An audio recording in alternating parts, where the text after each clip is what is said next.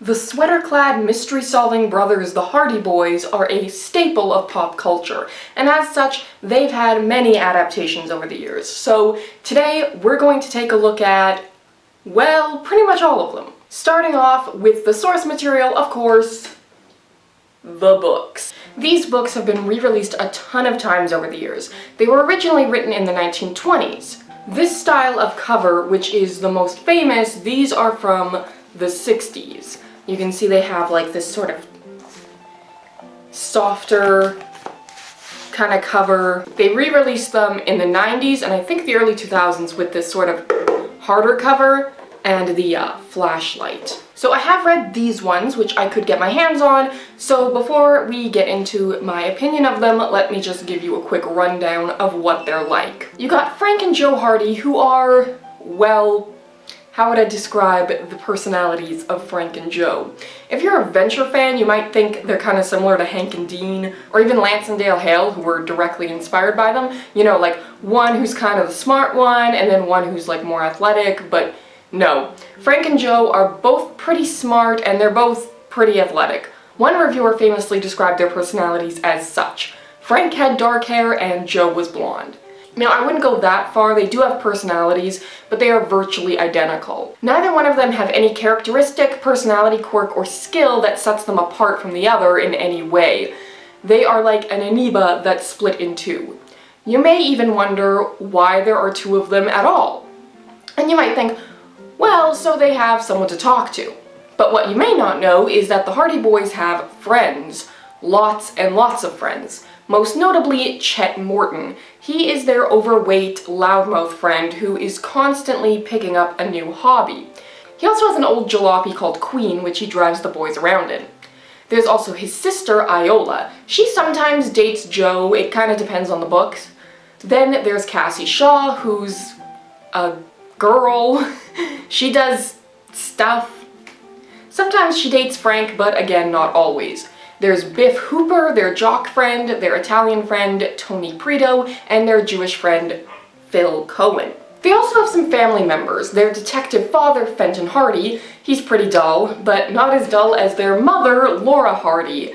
Now, a lot of the adaptations do not include their mother at all, and I can see why. She does literally nothing. I mean, sometimes she serves dinner or lemonade or something. Finally, Aunt Gertrude, Fenton's neurotic sister who thinks it's dangerous for her nephews to be amateur sleuths. Oh wait, it is. Set in the fictional town of Bayport, the books follow a pretty basic formula. But they're well-written mysteries, and I can definitely see why they got a lot of kids hooked on reading. They may be lacking a little in character, but they have a dark atmosphere, action, adventure, and like I said, well-constructed mysteries. The popularity of these books endured throughout decades, so it's no wonder there's been so many attempts at adapting them over the years. So let's start with the very first attempt. In the mid-1950s, Disney produced two Hardy Boys serials which aired on the Mickey Mouse Club, starring Tommy Kirk and Tim Considine as Frank and Joe Hardy. The Hardys are notably much younger in these serials. In the books, they were 16 and 18. Here, they're played about 12 and 14. The first season is an adaptation of the first book, The Tower Treasure, with each episode running 15 minutes long, making the entire thing about 3 hours. Because you really need 3 hours to adapt a book this thick. What made the books great was the atmosphere, and this series really lacks that. It's fitting that they use clips from Treasure Island in the opening, because that really is what this reminds me of the most. In terms of, you know, how boring it is. The only other reoccurring character from the books featured in the serial is Iola. For some reason they renamed her Iola Martin, I guess because Chet Morton isn't in it, although I don't see why that would matter. Maybe they thought Morton would be too difficult for kids to pronounce. I really don't know what difference a one-letter change makes. Yeah, not much to say about this one, so moving on. The next Hardy Boys adaptation was the 1969 Filmation cartoon. Oh boy, here come the Hardys. Oh boy, we're having a party. They were in a rock band? And there's a live-action opening? Okay, this just made the whole video worth it. moment. So you're probably wondering what the hell is going on? Why are they in a band, and who are the people in the opening? So before this cartoon, Filmation did an adaptation of the Archie comics, where similarly they were in a band, and every episode featured original music. And as you may know, in 1969 the Archies scored a massive hit song with Sugar Sugar. It shot straight to #1 on the Billboard charts in multiple countries, and naturally, Filmation wanted to recreate that success. The Archies, though, were not a real band. The members were fictional, and the musicians on the tracks were just a revolving door of studio musicians. This made promoting the music nearly impossible. So Filmation decided they would create a new cartoon, and this time the band would be real. They would hire musicians to play the parts of the cartoon characters so that they could go on tours and do interviews to promote the music, and hopefully get another hit song out of it. For the cartoon, they got their hands on the rights to the Hardy Boys. It was an already popular IP, and mysteries were big at the time, so why not cash in on two trends at once? And the cartoon itself is total insanity. Just take a look. This is it. I picked it out of the trash behind the shack. Dr. Fizzle? I never heard of that brand. Where's it bottled? Miami, Florida. That's interesting. I knew he wouldn't call. He has been kidnapped. Why would anyone kidnap them? We'll just return these costumes. Joe, look! Those are Chubby and Pete's costumes. Those costumes, so yes, the boys returned them first thing this morning. Thanks, Mr. French. Chubby wouldn't go away without telling anyone. I agree. We better take a ride up there. Okay, Joe? Okay. You stay here. I want you to do something. Well, nothing so far. Let's check the bait shop. Hey, you kids are Hardy Boys. We sure are. I mean, they are. This cartoon is just bouncing off the walls. There are scenes that last, no joke, 1 second, and that transition between every scene doesn't help. In the late 90s and early 2000s, you saw this transition thing in cartoons a lot, but with those shows, they all stuck to a very specific formula. Each scene was roughly the same length of time, usually about a minute. There's no consistency in scene length at all here, and it just jumps all over the place. Why? Well, probably because they are adapting entire books into 10 minutes. Yeah, 10 minutes, because they do 2 mysteries each episode. But they don't do 2 segments, they blend them together, usually separated by a song, and we'll get to that. Let's talk about the characters first. So first, of course, we have Frank and Joe Hardy. They stick pretty close to the books in that they are completely indistinguishable in terms of personality. Well, that's not entirely true. There is one distinction, in that Frank is a complete airhead here. But I don't think that was intentional. Although I must say, I am really digging these threads. Definitely the best outfits the Hardy Boys have ever had. Then we have the Hardys' best friend, Chet Morton. Now, for some reason, they renamed him Chubby Morton here. I guess just so you don't forget the fact that he's fat. Look! Now he... Freaking Joe! The car! Oh my god. Why does his voice sound like that? We're chasing the counterfeiters. There they are! Darn, this suit is too small! Very funny! Aren't you guys staying? I'd feel better if I knew who kidnapped us and why! Yeah, I have nothing to add to this. So in the books, Chet would often have a new hobby of some kind, and it would usually end up helping the boys out with their mystery. For example, in The Mystery of the Old Mill, Chet's new hobby is microscopes. When he tries to buy a new one, the shopkeeper tells him that one of his bills is counterfeit. Then the Hardys use the microscope to look at the phony bill. Later, they discover a cave leading to the mill while in there looking for slide samples. In the cartoon version of that same story, none of that happens. All Chet really does in this cartoon is eat. Which, to be fair, he did a lot in the books too. And his car, Queen, is in the cartoon. Next, we've got a girl, because you've got to have a girl. Now, rather than choosing from one of the many female friends featured in the books, they created an original one. I have no idea why, but anyways, her name is Wanda K. Breckenridge, and her voice also doesn't match her character design. Oh, brother! Next time, invite us to a bank robbery. Then maybe we'll see you. Why would you give like a young teenage girl character that voice? Well, I think I know the reason some of the voices are so bizarre. This show had a grand total of 3 voice actors. Wanda's voice actress was Jane Webb, and she voiced every female character on the show. She had previously worked for Filmation on The Archies, where she also played every female. So let's take a listen to her Betty and Veronica voices. Oh, Betty, isn't it just groovy having 2 men fight over little old me? Well, if you like it so much, why don't you get a room under the boxing ring at Madison Square Garden? Wanda Kay is the master of disguise. She's also an expert at walking into things right in front of her face. There's also a running gag where Joe will tell her to stay behind because she's a girl, and then she ends up bailing their asses out and he has to apologize. Now, according to the advertising, Wanda Kay played the organ, and in the opening she plays tambourine. In the cartoon, she plays nothing. Her only job seems to be dancing around. Of course, to be fair, there is no consistency whatsoever as to what instrument the others are playing. Seriously, I have no idea why that would be hard to keep track of. They managed it on the Archies.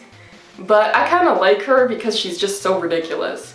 Finally, there's Pete Jones, another original character and the first black character in Saturday morning cartoon history, a full year before Valerie of Josie and the Pussycats. He's the cool one of the group. There's a few other characters featured, like Fenton Hardy and Aunt Gertrude. Again, no mom to be found here. Iola Morton is also in it, although Joe doesn't have any romantic feelings towards her. He barely seems to tolerate her, in fact. Although, can you blame him? I did. Pete didn't come home either. My mother's afraid they were kidnapped or something. So, the Hardys in this version finance their sleuthing by playing gigs, and they will play anywhere. There's even one where they play at a prison. And each episode, they of course play a song off their album, but get this, every time they play, they use the same animation. Now, they swap the order a little bit, but it's the exact same thing every time. Wow, that is cheap, even for Filmation. Like, the Archies didn't do that. You're telling me Filmation had less money after Sugar Sugar hit big? Speaking of music, what about the Hardy Boys band? Who were they? Did these people in the opening theme song really play on the albums? Yes. Yes, they did. So, these guys were all picked through audition. They were all musicians, but none of them were professionals. Joe Hardy was played by Jeff Taylor, who played bass. Frank Hardy was Reed Kaling, who played the guitar. He was in a band at the time called The Destinations, but they weren't really going anywhere. Nibs Soltyasak was Chet. He played the sax. Bob Crowder was the drummer, playing Pete Jones. Now, to find their Wanda Kay, for reasons I don't know, Filmation called up the Playboy Mansion, and it just so happened that living there at the time was a Playboy Club waitress named Devin English. But she was pretty straight-laced. She didn't do drugs, she didn't want to pose nude, but what she did ask to do constantly was sing. She had studied music at the University of Colorado, so Playboy said, "Here, take her." And now they had a band. They recorded 2 albums, Here Come the Hardys and Wheels. While recording their albums at Dunwich Recording Studio, they befriended Burton Cummings, the lead singer of the Guess Who. But some of these songs are honestly pretty catchy. So I took myself to the city. Lots of pretty girls in the city. They didn't know what to do, no, they didn't know what to do. So let the sun shine, let it shine for me. I really like this one, Hello Girl. It was actually written by Reed Kaling for his band The Destinations. He just recorded it when he was first being brought on board, basically to show them what he could do. Later, they used it in the show without his permission. Hello, life. Ooh, you've been treating me good. I know I shouldn't love you like I know I couldn't, boy. If I only knew that you could be mine, mine forevermore. To promote these albums, Filmation and RCA sent the Hardy Boys out on tours, and apparently the people loved them. They mostly played county fairs, and that's really where they built their biggest following. One of their songs, Love and Let Love, did actually become a regional hit in some of the southern states. Love and let love. Can't you see that? That's how it's gotta be. We all live in a world of strangers, passing by in the And this was really where they found their most success. That would definitely explain all the Southern references on the second album, which confused me at first, as they really had nothing to do with the Hardy Boys. It's a long, long way from Nashville and the place that I call home. And that really explains that Carnival Time song. Sadly, it wasn't all good news. They toured the southern states in the summers of 1969 and 1970, and sometimes they would show up at a hotel they'd been booked to stay in, and they would be barred from entering because the band had a black member. This happened at restaurants too. They'd pull into a town, starving, and places would refuse to serve them. By 1969, this was totally illegal, just to be clear, but at the time, there wasn't really anything they could do about it. They were also driving themselves on these tours, and they were making no money at all. Essentially, they were paid in food. Devin English and Reed Kaling have both separately accused project managers Jim Golden and Bill Trout of hoarding all of the profits for themselves. There were times when the band was sleeping on the floor of RCA Studios. Reed Kaling took a job in a clothing store during his time in the band so that he could pay his bills. They also had an official fan club, because I think everyone back then had an official fan club. They would send out exclusive recordings just for their fans. We are proud to have all of you joining our Hardy Boys fan club. As we have mentioned in our letter to you, we need all the help from loyal fans we can get. You know, there are hundreds of groups, and it really gets hard, working day and night, to make your sound better than anyone else's, but we hope we're doing it. And we are trying to play the kind of music you want us to play. So, you've got to write and keep communicating. Tell us what you want to hear. Tell your friends about us. Say, Frank, I've got an idea. You know, if everyone just told one new person every day about us, we'd have thousands of loyal fans overnight. You're right, Joe. So, gang, you're all part of the Hardy Boys as of right now. If we're out working on a gig, you've got to be working in your hometown for us, too. You don't know how bad things really are. We're starving. For the love of God, buy our records! We're sleeping on the floor over here! The show and the band that went with it, it's just... I mean, it's incredible that this even happened. Such a strange, interesting piece of animation history, music history. Like, I'm really glad I found this. Yeah, those country girls are so masculinely proud that they are happy just to see a man alive, so make it snappy. Walk a driver, hitch a ride to any countryside. I testify that. Next came the 1977 TV show, The Hardy Boys and Nancy Drew Mysteries. Despite the title, this was not a team-up of Nancy Drew and the Hardy Boys. Rather, the episodes would alternate between either being about the Hardy Boys or Nancy Drew. Frank and Joe Hardy here are played by Parker Stevenson and Sean Cassidy. They proved to be a lot more popular than the Nancy Drew segments, and she was eventually dropped entirely. For the most part, this portrayal of Frank and Joe is accurate to the books, but it also does a good job of setting them apart from one another, mostly playing up the older and younger brother dynamic. Frank is also very protective of Joe in this series, which I like. Other characters featured in this series are, of course, Fenton Hardy, their father, and Aunt Gertrude. They're pretty much what you'd expect. Boring. And of course, no mother once again. The only other two reoccurring characters from the books are Chet Morton and Callie Shaw. Chet, who need I remind you, was the Hardys' best friend in the books, once again has his role severely diminished, appearing in only 3 episodes. He's again portrayed as a coward and does nothing helpful whatsoever. He also doesn't need to drive the brothers around, since in this series they have a van, and I do have to admit it is a pretty sweet van. So I guess I can see trading your best friend for it. Callie, I guess, has a bit of a romantic relationship going with Frank, like barely. In this series, unlike in the books, she works for Fenton Hardy, so that's mostly her role in the show, keeper of the files. Iola Morton is not featured. They really kept the romantic relationships to a minimum in this series because both Parker Stevenson and Sean Cassidy were being heavily marketed as teen heartthrobs, which is like a gross and creepy industry in and of itself and a subject for a future video. Now, even though the Hardy Boys and Nancy Drew segments were separate, there were a handful of occasions where they teamed up. Like this episode, for example, the Hardy Boys meet Dracula. They go undercover with a rock band in order to gain access to a castle recently bought by Allison Taylor, an obvious takeoff on Alice Cooper. The locals believe this to be the castle of Dracula and believe that vampires still walk among them. So they get to the show and...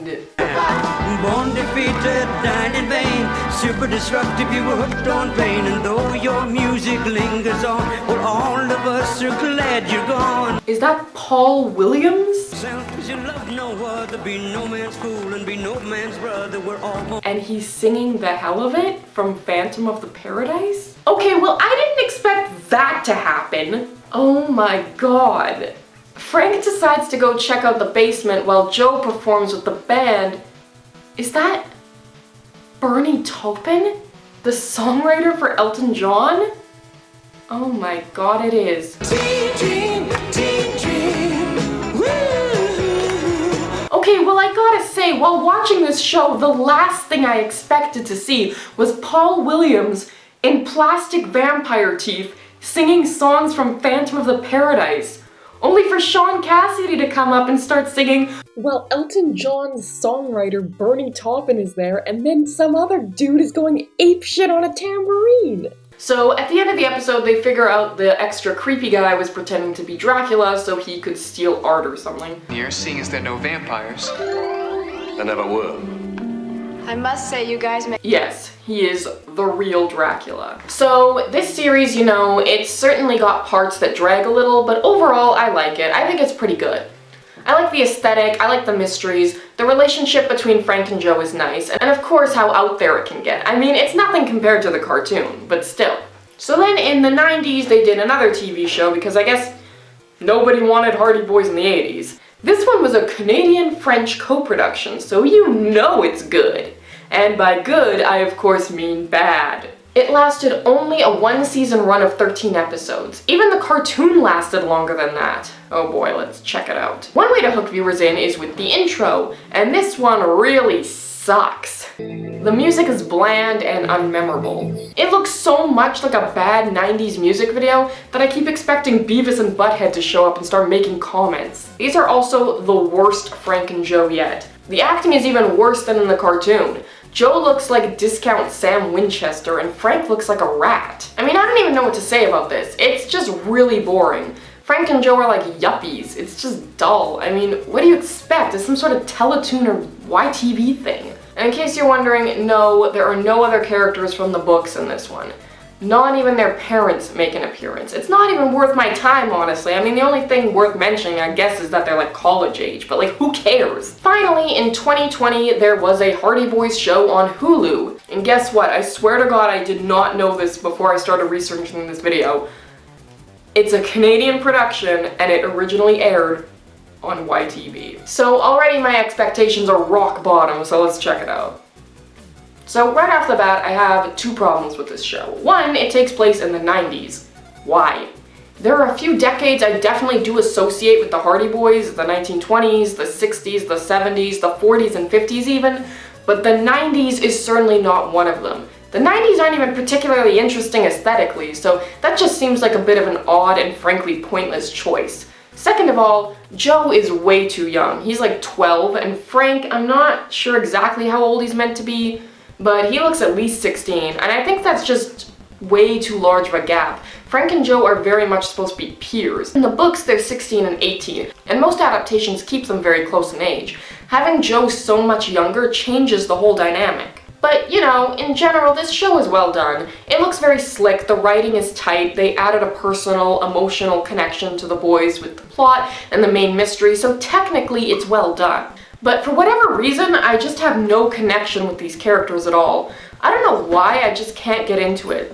Maybe they made them just a little too generic, it's hard to really say why. So let's discuss the characters. I already mentioned Frank and Joe and how they made Joe much younger. They've got the parents, of course. Laura is killed in the first episode and Fenton is a cop. Callie Shaw, man, they love using Callie in these adaptations. She's Frank's love interest and used to date Chet. She's smart and longs for more, and she's utterly boring. Chet Morton is also in this series. As I mentioned, he actually gets to be competent for once, like in the books. But what the hell is this? Chet is supposed to be fat. Like what, they can't have him be useful and fat at the same time? And this series gives us some first-time appearances in an adaptation for many of the book's characters, such as Phil Cohen, the Hardys' Jewish friend, and Biff Hooper, who here they decided to make female for some reason, claiming Biff is short for Elizabeth. Or Elizabeth? Yeah, that's stupid. I'm not sure why they did this. There were plenty of female characters from the books that they could have used. Or bring back Wanda K. Breckinridge, that would have been awesome. And in case you're wondering, no, there is no Iola Morton. Man, what is everyone's problem with Iola? So yeah, this series, it doesn't really seem like it was a huge hit or anything. I know it definitely has its fans, and like I said, I can see why. It is a well-done show. So that's my video comparing every adaptation of the Hardy Boys, so let's rank them. First, I would put the 1970s show as the best. It balances out the fun elements of the books with more grounded, straight-up mystery stories. It certainly keeps things interesting, and overall it's well done, and it's probably the most well-remembered of any of these adaptations as well.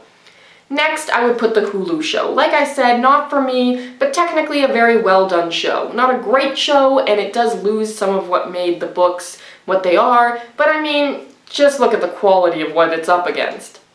Then, the cartoon. Technically probably the worst, but it's by far the most enjoyable because it's so insane. Each creative choice is more baffling than the next, and it keeps you on your toes, and hey, those two albums are actually pretty good as far as I'm concerned. I couldn't really decide which one was more utterly boring, so let's just say that the Mickey Mouse Club serial and the 90s show are tied for absolute worst Hardy Boys adaptation. Thank you so much for watching, don't forget to subscribe, and I will see you all next time.